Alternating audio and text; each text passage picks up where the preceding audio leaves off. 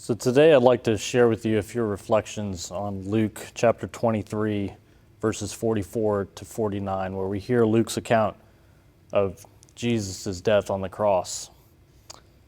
As I was reading this passage and thinking about what it means for Jesus to have gone through this ordeal, an incredibly taxing experience, the first thing that comes to mind is that it took place during utter darkness.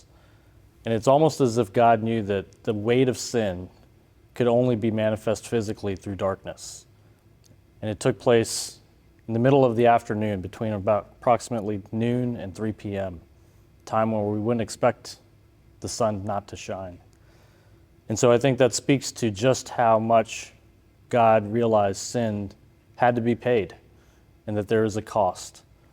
And into that moment, when the temple curtain was torn from top to bottom, God realized that he was bringing access to us, that he was removing any barriers that human beings might put between us and him.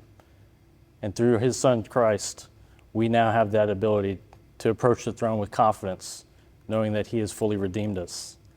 And so in this passage, Jesus only says one line: "Father, into your hands I commit my spirit." And as I think about that verse, I think sometimes we often mistakenly believe that Jesus was murdered, that he was a victim at the hands of Roman soldiers and religious Pharisees. But the reality is Jesus willingly gave his life, that even in that moment on the cross, he was in control.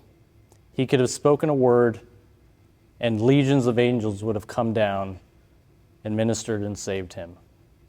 But in that moment, he chose to remain, and he chose to take our penalty for that darkness of sin, and to hang there and to die and to cry out in a loud voice, because at the end, he is victorious over our sin.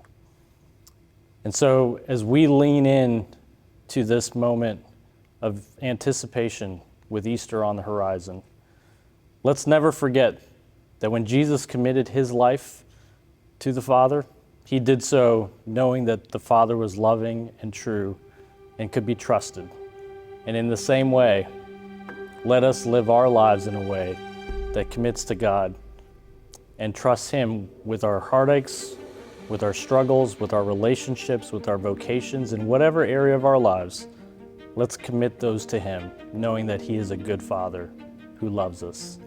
And as we do, we will be blessed and encouraged by the promise of Easter and resurrection. God bless you.